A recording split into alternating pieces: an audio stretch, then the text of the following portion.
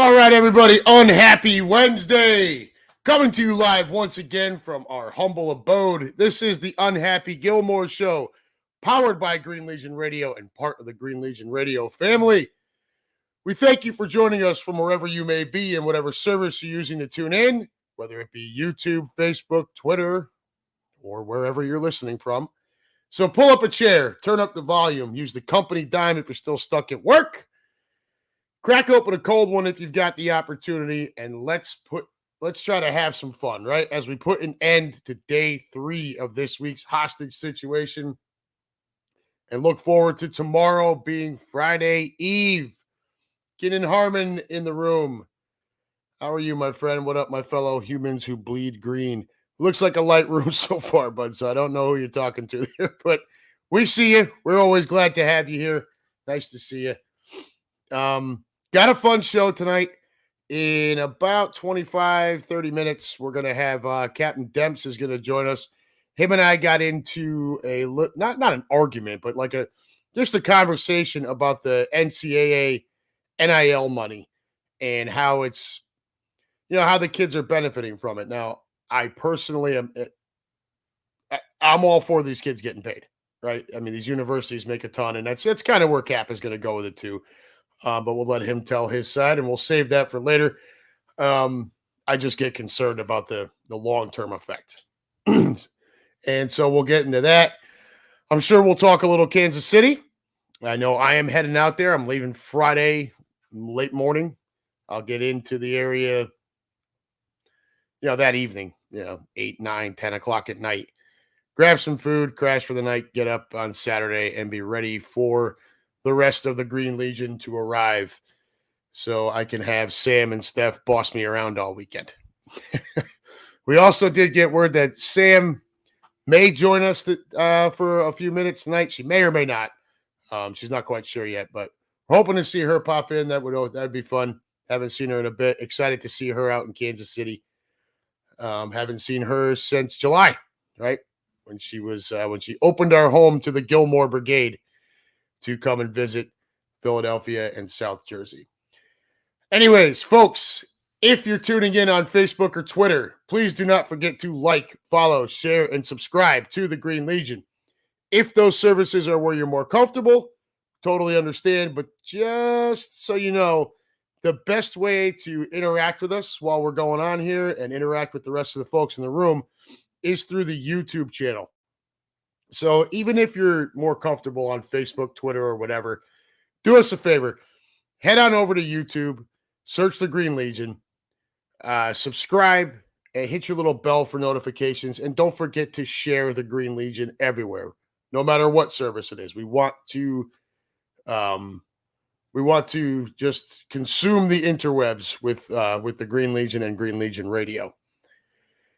If you cannot catch our shows live, you can always watch or listen later on any of the services previously mentioned, but also on Spotify, Apple, or wherever you get your podcasts. And speaking of Green Legion Radio, every Tuesday night, the Player Show, coming to you live from Chickies and Pete's in, I think it's Marlton, New Jersey. That's the Green Legion Radio crew. And Super Sam looks like she's there pretty much every week. And that's Irving Fryer, that's Dave Spadero, that is a former player agent, and it will also involve a current player on the Eagles roster. Just last night, it was Britton Covey for his second appearance. He was a lot of fun last year. I listened last night, a lot of fun again. Really great kid. But you don't want to miss that. 7 p.m. to 9 p.m. every Tuesday night. And that is, at Chickies and Pete's out there in Jersey, but you can listen to that on 102.5 Fox Sports The Gambler. You can also catch that on iHeartRadio by subscribing to Fox Sports The Gambler on there as well. As far as the StreamYard portion of it, it's not normally a thing that happens with the Player Show. However, Sam is entertaining the thought of streaming that show as well. So keep an eye out on that. Make sure if it's you don't want to miss it, especially if they're going to stream and you can hop on and interact. Well, it won't be as interactive as this, but keep in mind, Wednesday nights here, right now, we're just a podcast. So I interact with the room as much as I possibly can. It's always easier, of course, when I don't have a guest. We're going to have a guest in about 20 minutes, which will be a lot of fun. But these guys know that I try to interact with everybody on here as much as possible. That Tuesday night show won't be so much interactive, but at least you get to see the guys. They may take questions. I'm not really sure about exactly how that would work. That would be a Super Sam Ross question. And so, Sam, if you're listening, you want to pop in and give a few more details on that, come on in. But like I told you, 7 p.m. to 9 p.m., 102.5 Fox Sports The Gambler there in the Philadelphia area, and iHeartRadio, Fox Sports The Gambler. As for this show, if you like what you're seeing and you want it to continue, we got to get sponsorship, okay? I've got a really good friend of mine down in Tampa, Clearwater. Sounds like he's going to help. He's taking a trip up to Philly, which is where he is from, with his wife, and I think 7 of them are heading up to Philly to meet up with some more fam and spend Thanksgiving there. When he comes back, we're going to try to iron out the details of that. So it sounds like the Unhappy Gilmore show may finally get its first sponsor. But we need more. All right. One's not going to be enough. We're going to need to get some more in here. So if anyone is interested or knows someone who is, want to get some advertisement, that would be live reads here on this show. That would also be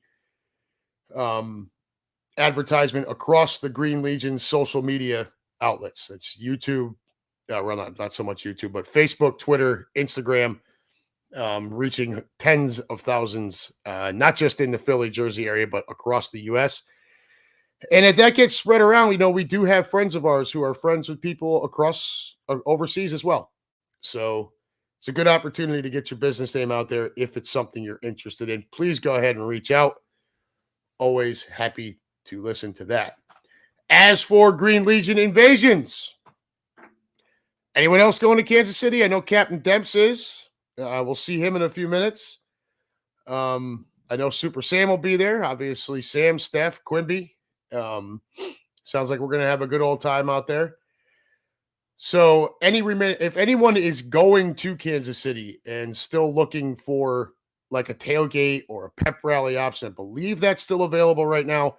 There are no more game tickets and there are no more travel packages for Kansas City. There haven't been for a couple of weeks now. As far as remaining trips, Dallas is sold out for travel, hotels, flights, and the game day options are running out fast. So if that Dallas game was something you were looking at, you better get on it, right? If you're heading down, you'd be self-travel and have to get your own hotel at this point, but some game day options are still available to you. So if you're going to be down there and it's something you want to do, don't hesitate. Jump on it now. And as of right now, I'm pretty sure Seattle is still wide open. So if that was something you were looking at, obviously that is going to fill up very quickly, especially as people realize that that's pretty much it. There's the Giants bus trip, but I'm not sure there's anything left open for that. I didn't ask because it's it's not the huge travel thing. But yeah, Seattle still looked wide open as of last night. So if that's something you were interested in, get on it now. We say it every week. He who hesitates. And finally, we're going to look ahead to 2024 road games and where maybe I might see some of you. Keenan, I know you and Pam, you always pick out a spot to a trip a year. For us, New Orleans is the number one that we would like to go on. So that's our number one. The Birds also come here to Cincinnati. Now, 8 years ago, Green Legion came here, and Quimby told me at the time that he would never come back here again. Keep in mind, we've also won a Super Bowl since then. The team is very good. The Bengals are also very good. So it's an opportunity to see probably what should be a pretty good football game. Obviously, this is at least a year away. But never hurts to start looking ahead to see where you might want to go next year. So when those early bird things come out, you can get your stuff dropped in there. And, the Cincinnati trip, I'm assuming I'll work that one. And Quimby gets a free pass, right? He's just got to let me come to the tailgate and, give me a ticket to the game, and I will work the rest of it. No need for a hotel. I will commute from my house. But the other places we're going to head to, I'm also hoping that a bunch of people from my Midwest Eagles nest out here will also jump on that Cincinnati. At bare minimum, the tailgate. I'm assuming a lot of people around here will probably be able to get their own tickets, but the ticket and tailgate, or just the tailgate, pep rally, whatever. We are also at Baltimore and Tampa next year. Tampa would be our fallback to New Orleans. If that doesn't work out, we are also at the NFC West team that finishes in the same spot as us. So, rightfully thinking, the NFC West winner, which right now still looks to be San Francisco. Wasn't all that happy about them bouncing back the way they did against Jacksonville. I had really high hopes that at least Jacksonville would make that a game. That was an absolute disaster. And, of course, we'll also be at Dallas, at Washington, and at New York like every year. At Dallas is always a fun trip. I've done the ticket and tailgate down there with the Green Legion. It's a the tailgate is a huge joint tailgate with a bunch of it's Dallas fans and Eagles fans. It's actually a really cool atmosphere. And the stadium, if you've not been to Jerry World, go, because it's absolutely enormous. I can tell you, when you're driving across Highway 20 across Texas, you're a good 10 miles from where the stadium actually is. You can see it, obviously. Not only can you see it, but you can also read like AT&T on the roof of it from that far away. That's how huge it is. And if you're in the second deck, like we were that night, second deck, I was pretty much in the front row. It's almost impossible to actually look at the field to watch the game, because that giant scoreboard is literally, it feels like you can reach out and touch it. That's how close it is. So, but Dallas is a fun trip. Dallas is actually a fun city. I spent a lot of time down there back in 2015, did the 6th floor museum where Kennedy was assassinated. Saw some Bonnie and Clyde stuff. That's where they were from. Cool bar scene. If it's early enough in the year and the Rangers are home too, you could take in a baseball game. But yeah, lots of options down there. So that's all I got on the business front. What are you guys doing in here? Lou Mancini in the room. What up, peeps? I'm off work until the 29th. Sorry, not sorry. Good for you, dude.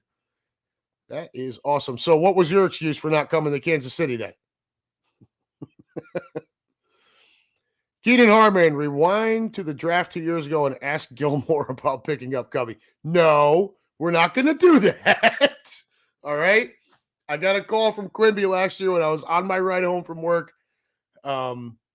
And he told me, he goes, at the time we were kind of openly bashing Britton Covey. A lot of it had to do with the kind of the team profile picture of him.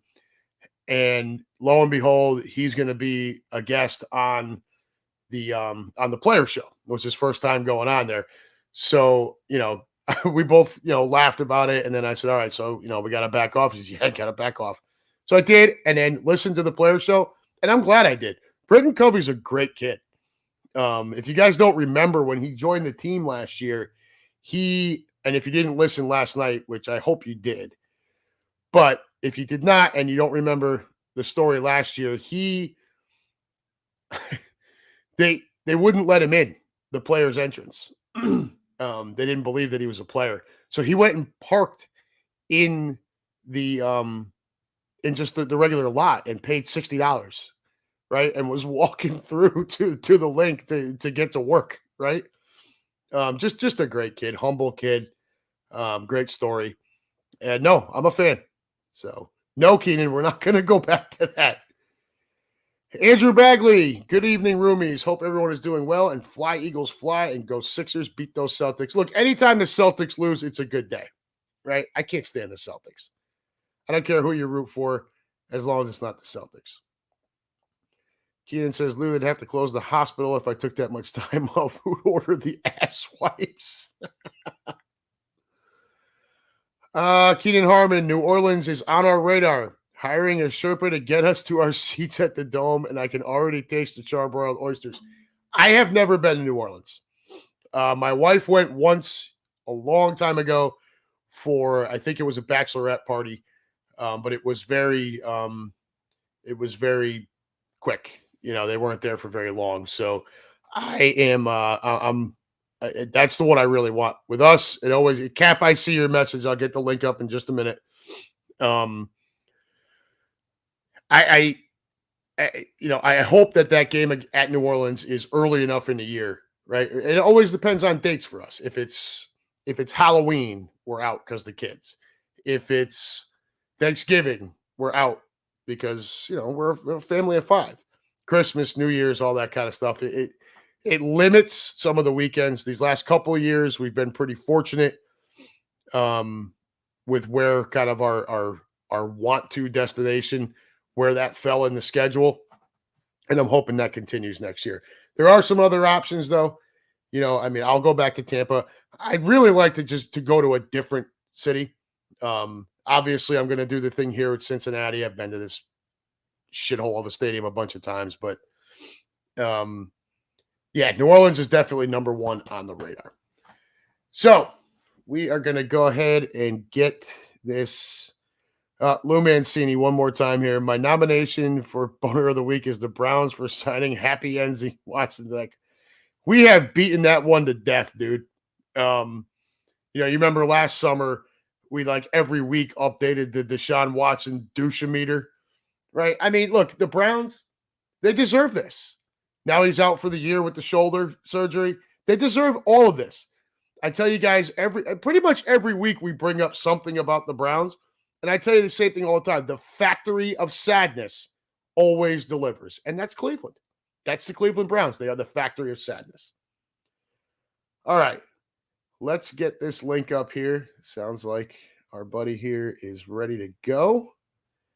So we're going to go ahead and post that. There's the link for whenever Cap is ready to jump in. That link is there for him. I do have the Boner of the Week. We're going to give Cap a minute, see if he wants to pop in now or if he wants me to run through the Boner of the Week before he hops on here and we get to our college ball talk. And I think that answers the question.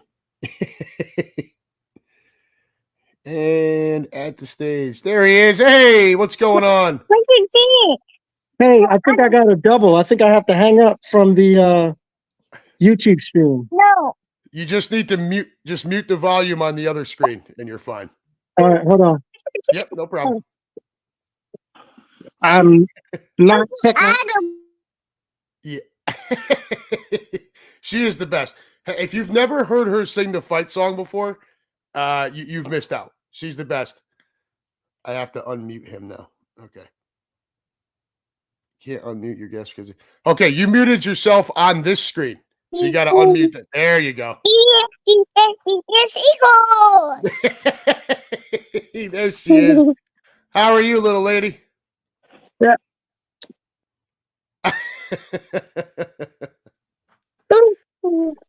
You guys doing okay? Bro, I'm having a. Why don't you do a picture of us? So the other window. Yeah. You gotta close the other window. I know this is Baby, hold on.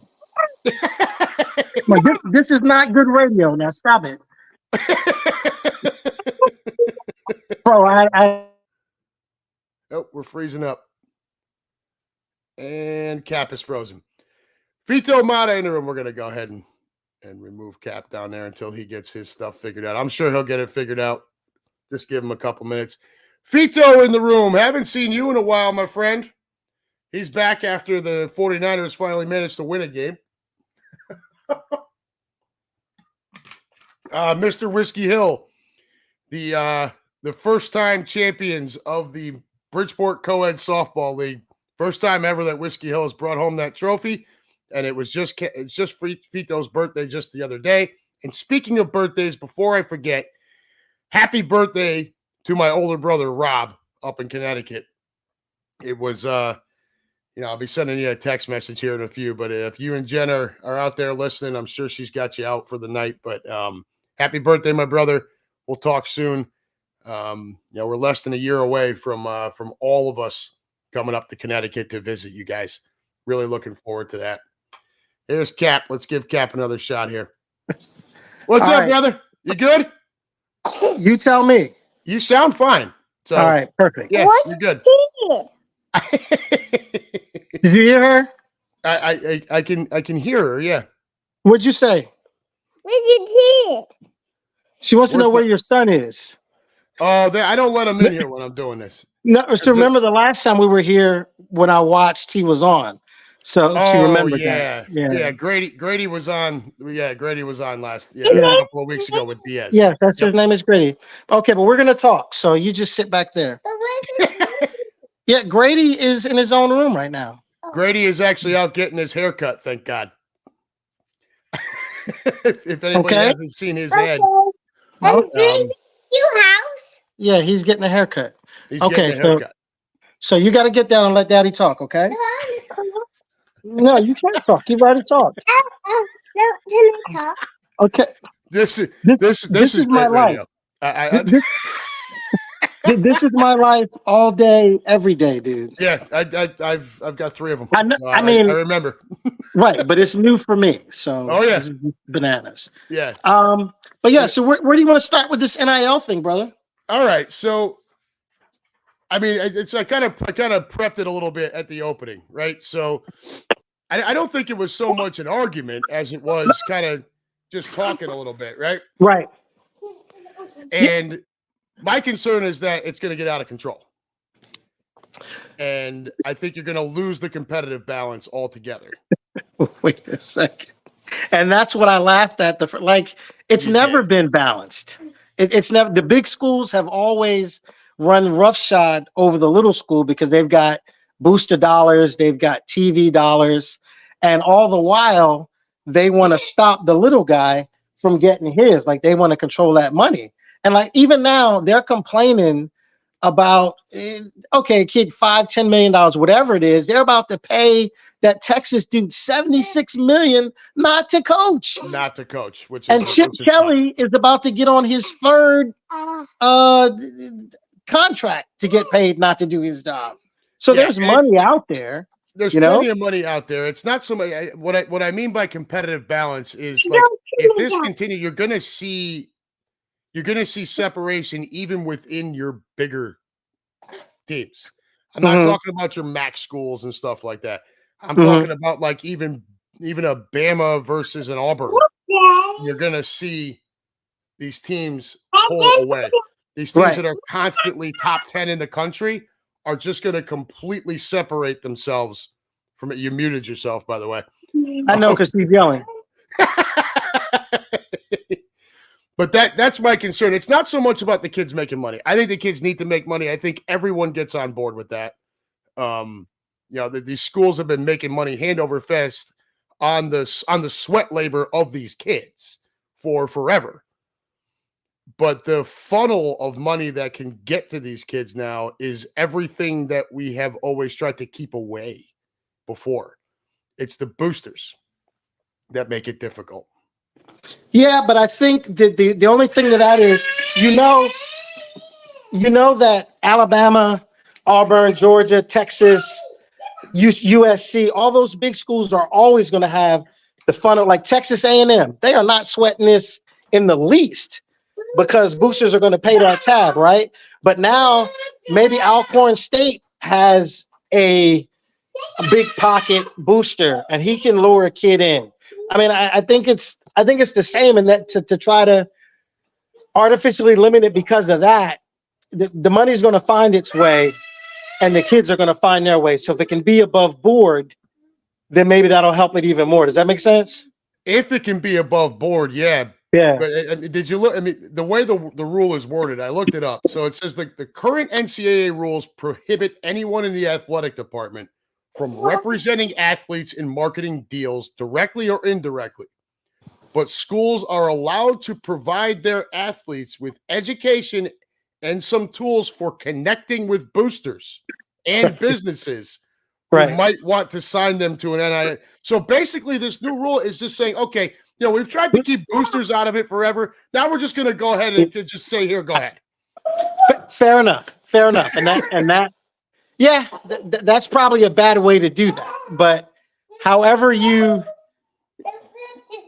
take that piece out and the kids allowed to keep their money. But I think this proves my point just about the university always looking to get their money. So they add that because the big schools know that they've got the deep pockets and they can get the kids. And then, like you say, suddenly it's legal. So they keep it. And then the little guy never gets a chance. And I think the way it's currently structured makes that worse. Well, right. But I mean, is that a surprise with the group of crooks that we're dealing with? No, I mean, not at all. Look at the Pac-10 thing. These guys in the dead of night left the Pac-10. And so peep this. When I was in, we were in LA. So we were in the, Summer and I were in the airport next to a guy that went to all the, is it Oregon, Washington games. And we got to talking about that deal. And he was not happy about that, not the least of which they aligned themselves with an East Coast division. And so now they can't even go to the games anymore. So all the traditional rivalries are gone and all the stuff is on the East Coast. So tell me how that is in the name of kids, education. It is strictly a money grab. So those crooks can't tell me anything about, the education of the kids. No. And that's why I go back to paying them. I'm not against paying them. I'm against the way it's currently structured, I guess is my thing. You know what I mean? I'm not against paying the kids. I'm not against paying the kids at all. I got your point. Yeah, I understand that. I think it's the same, like what you just said before about it. It's all about the money grab. I compare it very much to the NFL trying to sell us on player safety, but then scheduling Thursday night football, right? Which we all know is a total money grab. Right. And it's obnoxious. I personally hate Thursday night football. I can't stand it. Right. First of all, the games are usually garbage. Second of all, my team has to play in at least one every year, which annoys the ever-loving hell out of me. Yeah. And I know a lot of us feel the same way. And it's a money grab. But then at the same time, they're going to throw a flag if you grab the quarterback's ankle. Come on, man. They're all in it. But I tell you, I would take Thursday night football over European football, though. Yeah, I don't like that whole ordeal either. But it's too much. But speaking of money grabs, that's the last frontier. That's the last money frontier. They've sucked out all the money they can from American television, right? And the only thing left is international rights. And if you can sell out 4 stadiums on a Sunday, plus TV rights, foreign TV rights, why not? I think eventually you're going to see a whole division over there. You're going to see an entire division of teams that are, Europe, or England, Germany, France, Italy, whatever. I think you'll see an actual NFL Europe division where when said American team has to go play one, they'll go over and play all of them and then come back. Because you're not going to keep on going back and forth across the Atlantic. Well, I know one guy that's not going to keep doing that. Which in turn means there's a few people that aren't going to keep doing it. Right? Exactly. I mean, it was fun. It was fun the one time. Once. Right? It was fun once. It's going to get loud in here. Cap's got his hands full over there. What's Fito got to say? It's been a long summer of long nights at work. Finally able to stay on one show. What's up? Oh, yeah. Thanks for the birthday wishes, for sure.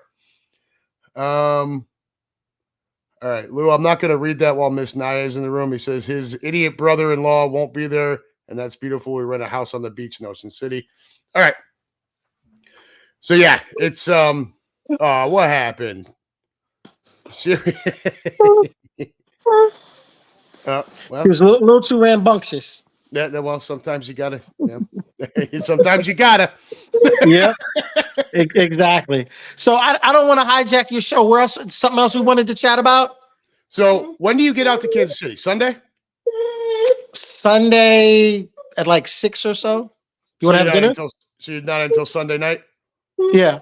Yeah. So we're I'm gonna get there. I'm driving out Friday. Okay. And I got a hotel in like Independence or whatever. I'll get there 8, 9 o'clock at night, sleep, and then get up. I'm not sure what time the rest of those jokers are getting out there. I was texting with Sam earlier. She's thinking they may not get in till like 3 or 4 o'clock in the afternoon on Saturday. If that's Okay. the case, I'm either going to go tour Arrowhead or I'm going to go to the Negro League Baseball Museum, which I've been to before. And if anybody that can hear my voice and is going to Kansas City or goes there at any point, if you're any bit of a sports fan, I'm sorry, baby. you want to go visit that museum. You walk in the front door, and the baseball portion is to the right. The Jazz Museum is to the left. It's an awesome experience. I went there with my boys back in 2019. I could have spent 2 days in that place. It was absolutely fantastic. Yeah. So I was hoping to kind of get a couple other Green Legion folks to go over to that. But if people aren't getting in till, Saturday evening, that's going to make it really difficult. I'll poll some of the other folks. I don't know who else is going from the folks that normally travel with us, but I'll ask them later on tonight. I do have a restaurant recommendation though. Go to the Belfry. That is a high school friend of mine. She has been on Top Chef and Iron Chef. The food is fantastic. Will Demps approved, and it's got a great bar, so you'll dig it. Absolutely, and you could actually use my name. Samsung Notes, brother. It's like my lifesaver. Yeah, it's called the Belfry, and the owner is Selena Tio. You can Google her and you'll see she's no joke. Selena Tio, Tio. Yep. Selena Celina. So, but anyway, my friend, let me let you get back to it. I think I heard you talking about over there, brother. I think I heard you talking about Cincy next year. Yeah, we'll be there. Look, I can tell you back in 2016 when you guys came out, Quimby looked me dead in the eye, told me he was never coming back here again. Yeah, because it was miserable. It rained. We got our asses kicked, and Brent Selleck didn't make a block. So yeah, it was terrible. I think we lost that game like 34-16 or something awful like that. I think that might be generous. It might be generous. We were pretty bad that afternoon. I know that. It was very, very bad. We've also won the Super Bowl since then. We're a good team now. I expect us to be good next year. I expect the Bengals to be good next year as well. So it should make for good football. The only problem with both teams being good, that's not going to be a Sunday afternoon game unless it's the best case scenario is it's the 4 o'clock national game. Yeah. Yeah. Otherwise, it's going to be the Sunday night, Monday night, God forbid, Thursday night. I mean, whatever. Other than that, I'm looking at New Orleans. Yeah. Okay, cool. New Orleans. So New Orleans used to be my favorite road trip. Yeah. And then they won a Super Bowl and the fans got crappy. So they used to be the funnest fans. You want to sing the fight song before we go? No? Bye. That's it. Okay, people are waiting. Fighting good fight. I never did victory. EAGSES Eagles. Okay, you get all right. She gave you the 45 version. All right, brother, I love you. And we'll see you later on. I'll jump back in the comments. All right, brother. We'll see you this weekend, man. Yes, sir. See you. Captain Demps, everybody, defending freedom all over the place. Took a few minutes of time out of his EC. He's got his hands full. So he's gonna jump back in the room, try to comment where he can. But he's got his lovely daughter there, and she is absolutely adorable. If you've not heard her sing the entire fight song before, it really is a treat. She's fantastic. We absolutely love it. All right, let's hop back over to the room here and see what you guys are talking about here. Fito with the long nights. Russ Taylor. I'll be smoking ribs again for my brother. 18 people over Thanksgiving. Yeah, I guess. Well, I got one more show before Thanksgiving, though. Right. So next Wednesday, I'm going to be really tired next Wednesday. So I'm leaving Friday to drive to Kansas City. We're going to do all the Green Legion stuff through the weekend. We play Monday night. I will have to get up Tuesday very early in the morning to drive back home. I only had 2 PTO days left. So I actually have to work next Wednesday. And that's going to be, I'm going to be pretty worn out. So Wednesday night show, I may need you guys' help if you're available. I understand families and whatnot. If you're not, it's okay. But if you are available to hop on and kind of pull me through it, I could really use the hand. So if you're available for that. Lou Mancini says Maya is relentless. Oh, she is something else. I really, I'd like to get out on a trip when he's gonna. I mean, Summer goes with him pretty much every trip. But yeah, it'd be great to see her out on the road too. That'd be a lot of fun. Gavin Demps says him and Nia are in. All right, very good. Russ Taylor have to work at the bar on Wednesday night. Oof. That is the busiest drinking night of the year. It's amateur night. I do not envy that unless you're working someplace where people are going to tip well. I purposely do not leave my house on the Wednesday night before Thanksgiving. Even if I'm just even going to the store makes me nervous because there's just so many mongrels out there acting like idiots. I'm just not a fan. Oh, in Seattle, Miss Naya's going to Seattle. Well, there you go. That's a nice one to knock off the list. I wish I could get out there for that one. But we'll have to wait till next year to see if we can hook up with her out on the road. The best job that you could possibly have if you have to work at a bar on the night before Thanksgiving, Russ Taylor is working the door, carding people, and, well, in case Miss Naya is still listening, I don't want to drop that word in there, and being a wiener. David Connor in the room. Glad you used the right name for the museum, unlike Glenn Kuiper. Yeah, well, if you ever watch my face when I go to say that, you can pretty much see the very careful way I'm about to word that, because in my head, I'm thinking, don't be Glenn Kuiper. Not that that word comes out of my mouth, but if I think too hard about it, you don't want to make that mistake. My God. Anyways, all right, let's jump back. I do have a boner of the week. Okay, no, it's not Cleveland for the Deshaun Watson thing. Although, I mean, look, you could give it to Cleveland every week for one reason or another. Factory of sadness. No, for me, we're calling out our own again. It's the Penn State Athletic Department. Okay, no, not just James Franklin or whoever. The athletic department, and I'm going to tell you why. Did you need to fire Mike Urick as the offensive coordinator? Yes. Okay. They are 102nd in the country in big plays. Okay. They had two pass plays that where the ball traveled over 10 yards against Michigan. You're just not going to win football games that way. However, what also needs to be recognized is that Urick's replacement will be the now sixth, right? The sixth offensive coordinator to hold that title under James Franklin since he's been at Penn State. Okay? That's 2014. So this is year 10. Okay? So yeah, Lou, you kept Franklin, and that's where we're going with this. Of the previous 5 offensive coordinators, 3 of them were fired.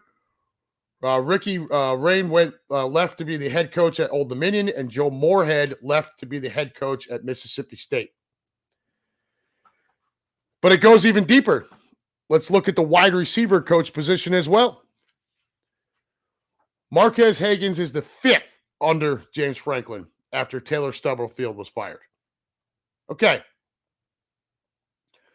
So in the 10 years that James Franklin has been the head coach of the Penn State Nittany Lions, we all know about his record against top-ranked teams, whether home or on the road. It's awful. You guys got a good laugh out of the post I put up on Saturday where if Michigan fans, if Penn State by some miracle happened to win that game, don't want to hear it about Harbaugh not being there. But I preempted that with expecting to get crushed by Michigan. And while the final score didn't look so bad, if you watch the game, it was horrible.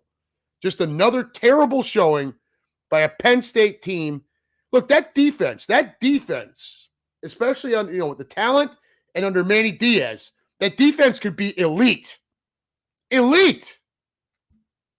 But the offense probably would have trouble scoring points against the freaking Citadel or Colgate or name your shitball school. Right? We're going to find out this weekend playing Rutgers. Think it's going to get any better? Penn State's given 20 points or 20 or 20 and a half in that game. I'm going to tell you right now, Penn State should not be given 20 points to anyone. High school, Pop Warner, some Division III. No.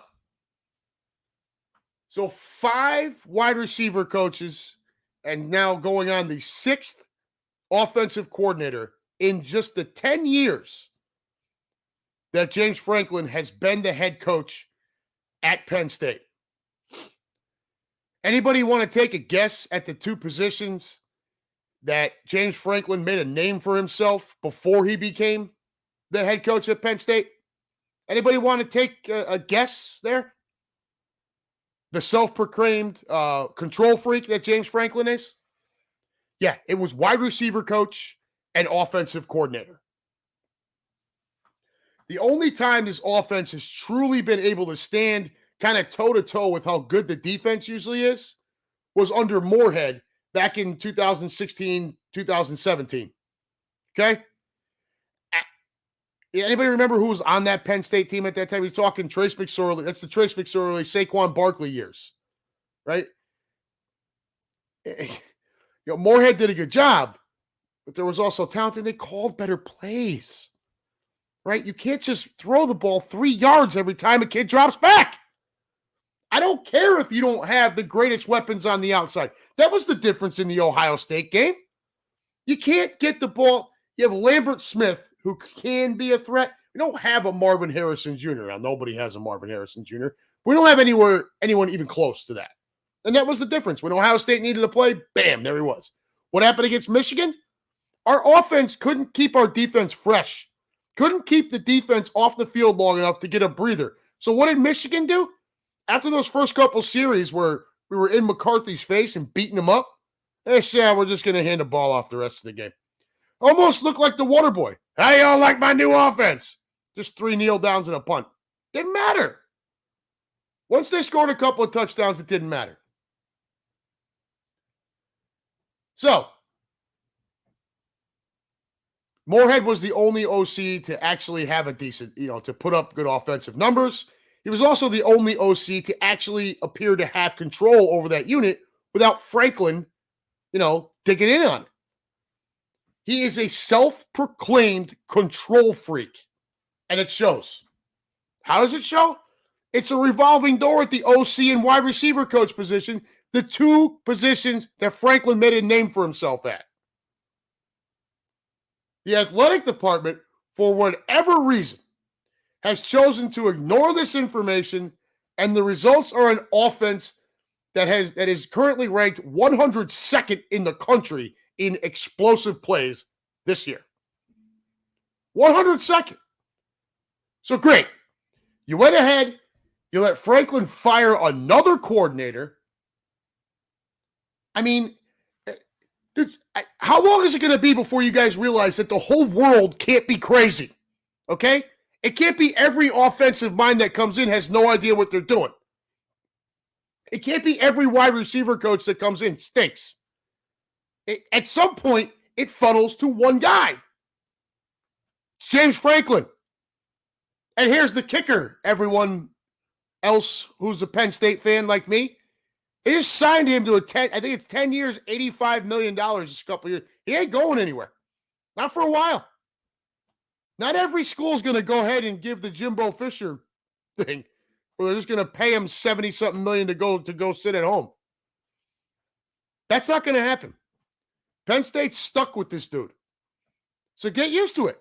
It's just going to continue until this athletic department wants to pull its head out of its anal cavity. It's going to continue to be the same crap year in and year out.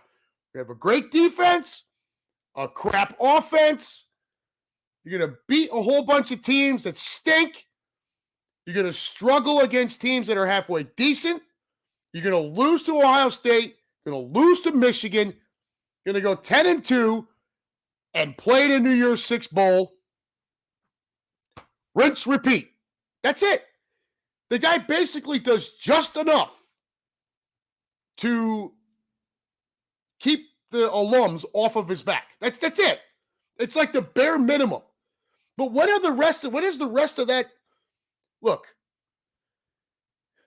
after all this stuff that went down with Sandusky, and I know a lot of people still hate Penn State for it, and I don't blame you, and I don't argue it. It is what it is. Bill O'Brien came in, did a great job of kind of, calming the situation. It was the first time that Penn State players had names on the back of their jerseys, and he did it at the time to let the country know that these kids are not what that was. Okay? Now we're on to James Franklin. And don't get me wrong, he recruits well. He seems to do a good job, leading the kids. You see him on the sideline, kid does something stupid. Franklin goes over, sits him down, speaks with him personally, doesn't just pawn it off on his coaches all the time. I'm not saying he's a bad dude. I'm not even saying he's a bad coach. I'm saying he's got no guts when it comes to big games. The guy forever and a day has coached not to lose instead of coaching to win. Penn State beat Ohio State back in 17, whatever it was, on a 16 on a fluke blocked field goal. The following 2 years, Penn State had Ohio State beat, had them licked in the second half of those games. And he got conservative with way too much time left against a coach and a program like Urban Meyer and Ohio State, and lost both those games. And it's been the same ever since. Michigan State's had a couple years where they've been decent. They've beaten us. Wisconsin's had some years. We've gone and lost in Iowa. Hell, a few years back, we went up and lost in Minnesota. You can't do that. I just want to know this athletic department. I understand, maybe you're trying to tread lightly a little bit because the national scene still looks at you as a, creep university. But how many more years are we going to watch this team with all this recruited talent? It's there, all this capability, all this potential, just continue to come out and lose to Ohio State and Michigan every year and never sniff the playoff. Now, next year, it's going to expand to 12. Penn State likely gets in and likely gets smashed, right out of the gates. So I understand some of you like the boner of the week to be Texas A&M. I didn't go that way. Okay. I think it's an absolute disaster what the athletic department is allowing James Franklin to get away with. Period. So that's where I went with it. All right. Where do we got over here? What are you guys up to? Captain Demps. Rutgers gave Ohio State all. Yeah, I watched. I know. Penn State better not sleep on them, man. They better not. You're absolutely right. And for that line to be 20.5 right now, I think is absolutely ridiculous. Penn State shouldn't be giving that many points to anybody at all. Anywhere. On any planet. You play them on the moon. I don't care. You don't give them that many points. Russ Taylor. Can we just stop that talk about them firing Bill Belichick? No, I don't think we can. I think that's a thing. And I think it's somewhat obvious. I like that you brought it up. Gives us a little more content for a few more minutes here. But I think that's a real thing. Bill Belichick I don't think he's the coach in New England after this year. I don't. Now, I'm not sure if he'll be fired or if he'll walk away or whatever.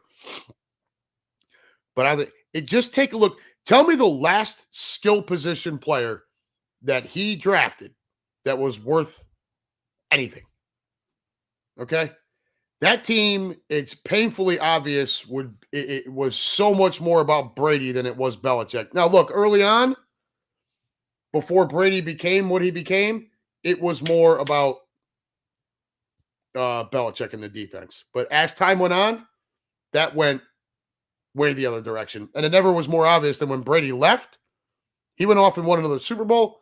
The Patriots have gone steadily into the crapper ever since then, and it is bottoming out this year. He did not. The only way I think he stays the coach there is if you strip him of the GM responsibilities. He does not. This league is about offense now. Whether guys like Captain Demps, Quimby, and myself like it or not, this league is about offense. It's built around the quarterback and the skill position players. Bill Belichick has not been able to draft any of that or develop it. You cannot allow a guy who is that stubborn about the way the league is to be the guy drafting your team. Do I think he can still coach? Yes, I do. Is he the best evaluator of talent? No, he is not, especially young talent coming out of college. So that's my stance there. If he's the coach in New England next year, you have to strip him of the GM duties. Captain Demps, 6 championships, gives him the right to leave whenever. And that's fair. You know, it is. But this is, you know how this league is. We just talked about it before. What have you done for me lately? Show me the money. Patriots are going into the crapper fast. They're 2-8. And that's a franchise and a fan base that is now used to winning and being competitive, and they're just not. Mac Jones stinks. Bailey Zappi is not the answer. He stinks. They don't have a quarterback worth of crap on that roster. They do not have any skill position players to write home about. I don't want to hear it. They came out of the gates like a ball of fire. They look decent. But, you know, Belichick he's a defensive coach. He always has been, right? And he's a great defensive mind. But the game has moved past him at this point. He's in his 70s. And there, Captain Demps just said it too. The game has passed him by. That's what it is. So if you want him to be your head coach, you have to find someone else that's going to be your GM. Or just off you go. That's it.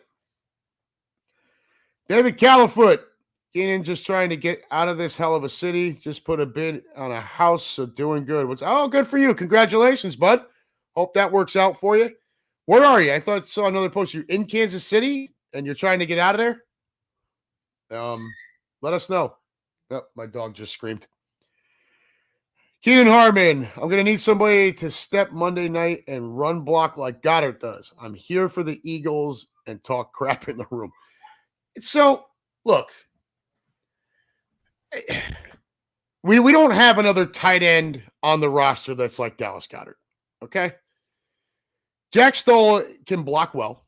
He's not the vertical threat that Goddard can be. So you're gonna see a different kind of offense. You know, when Goddard's not in there, I think you're gonna see them split out wide a little bit. You're probably gonna see a lot more of Julio Jones. I don't think I subscribe to this whole move Julio to tight end thing. I mean, maybe there's a package or two where he lines up that way, but as a full-time thing, Julio's a big wide receiver. He ain't Dallas Goedert. You're going to see a different offense. I think a big thing that we're going to, something that wasn't talked about enough was Cam Jurgens being out. He's going to be back. Okay. That the run game should look better with him on the field. We're also going up a Chiefs rush defense that is 16th in the NFL. All right. Now, they are 4th against the pass and 3rd overall. They're 1st in sacks. Or, I'm sorry, is it 1st in sacks? Or is it, I had this written down. Where the hell is it? 3rd in sacks. And with 31, we're right behind them with 30. All right. Now, I've got some offensive statistics about the Chiefs that I'm going to save for the pregame show in Kansas City. I'm not gonna give those. I'm not going to give those away tonight. We'll talk about whether or not I was full of crap next week. But if you want what I have for the offensive stuff for the Chiefs, you're going to have to watch the pregame show on Monday afternoon. So get it on that. But as far as the defense, the Chiefs are third in total defense as far as yards allowed, right? They are, where are we at here? They've allowed 143 points, which is top 5 in the league. We have allowed 195, which is 15th. Their pass defense is 4th in the NFL. We're 26th. That's the portion that I'll talk to you guys about for a couple minutes before we get out of here for the night, is the pass defense versus the Chiefs. Okay? So, look, we all know Andy Reid and his coaching record coming out of a bye week, right? He's 27-4 in his career as a head coach coming out of a bye week. Andy Reid teams after a bye week are 27-4. Includes our Birds for a long time. The passing game. Look, I want you guys to do a little homework, and you can go ahead and message me or whatever throughout the rest of this week and the weekend. Tell me someone in that Chiefs wide receiving core that scares you. No, I'm not talking about Travis Kelce. He's a tight end. I'm talking about the wide receivers. Tell me a wide receiver on the Kansas City Chiefs that scares you. There isn't one. Okay, Travis Kelce has to be dealt with. But the rest of those receivers, look, this is the way I look at this game, guys. I understand Andy Reid coming out of a bye, 27-4, got it, get it, great, whatever. Colossal slob, he's out there eating brisket right now, ignoring the rest of his family as he always does. I don't think we're too bad coming out of a bye week either, and I expect us to be very well prepared. What I'm going to say is, if Slay and Bradbury and the corners on this team can't handle the kind of substandard wide receivers that are on the Chiefs, which should allow our defense to focus a bit more on the middle of the field where we've been getting gashed all year, and to bracket Kelce, if those corners can't do that, to allow the rest of our defense to focus in those areas, then I don't know what to say. All right? Because that is the way to beat the Chiefs. All right? The one thing I will give you on the Chiefs that I will repeat on the pregame show, the Chiefs have been shut out in the second half in each of their last 2 games. Okay? Shut out in the second half of each of their last 2 games. They only scored 14 points offensively against the Dolphins, and they scored 9 against the Denver Broncos total. That's their point output over the last 2 weeks. And if you listen to the pregame show this coming Monday, while we're in Kansas City, you'll hear some even deeper stuff about the Chiefs offense and where it is this year as compared to the last 5 years.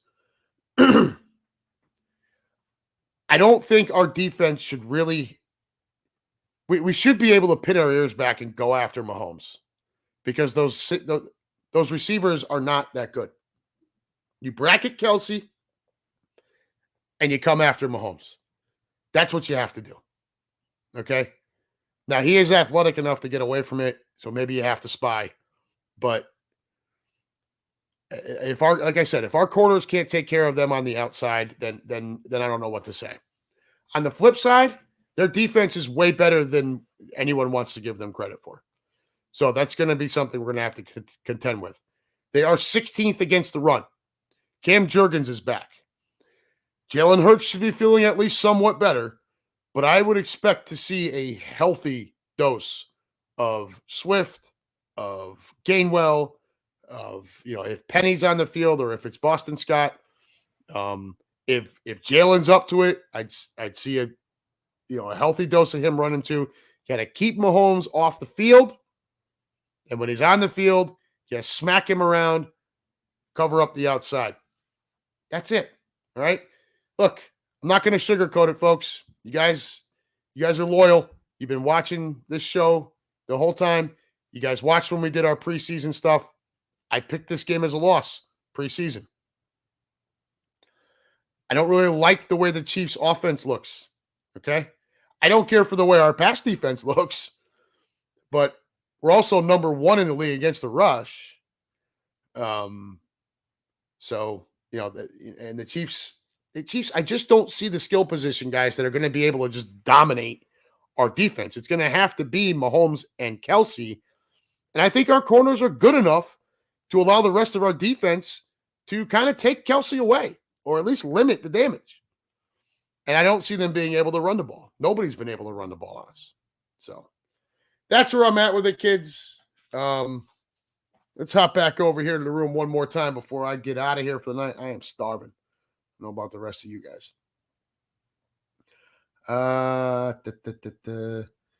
Players hate them. I'm assuming you were talking about Belichick and the crotchety old bastards of the league. Keenan Harmon, not concerned about the catches so much, more concerned with the blocking Dallas does that usually goes unnoticed. I don't disagree, but I think Stoll can handle it. Calcaterra is going to get on the field. We're just going to have to patch it together, guys. It just is what it is. Stoll is an adequate blocker and hopefully add some catches. He's going to have to add catches, Lou. There's no question about it. He's going to have to bring some balls in, and I think he can. I think we're going to be okay. All right. Somebody mentioned Buffalo. You remember the preseason call out on them. I expected them to take a step backwards. They have delivered on that promise. But we're not worried about Buffalo right now. Right now, we're just worried about Kansas City. Califoot. By the way, go Celtics night.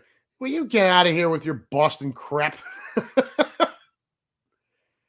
Patrick Parker. If we shut down their receivers, it's a done deal.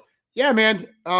If we're able to shut them down with our corners, as long as we don't have to start, double teaming and stuff because somebody miraculously starts torching us, then we should be able to focus on Kelsey and take care of it.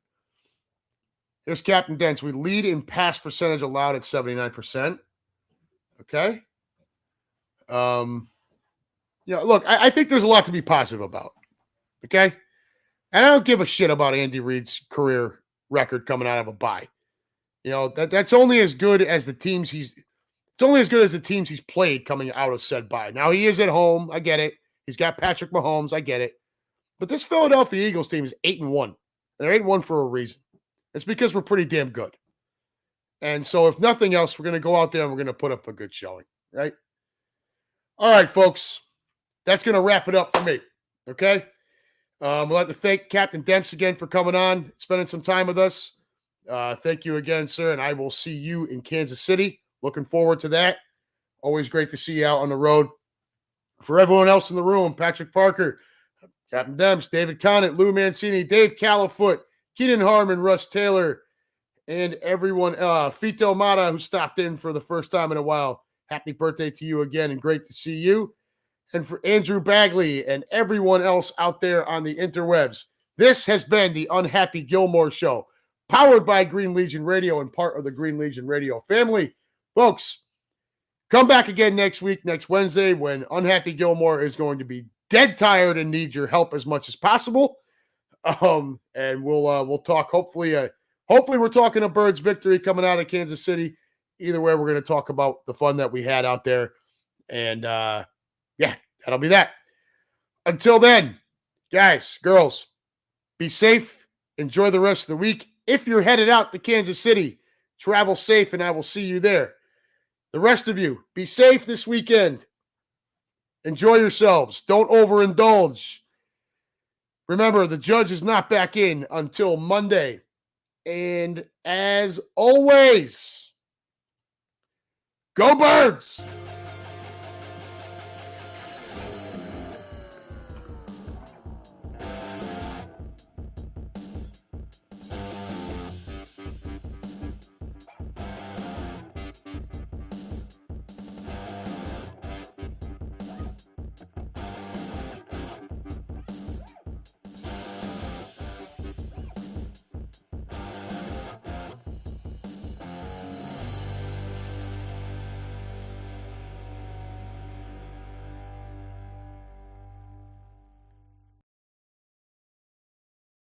All right, kids, that's it. I'm done.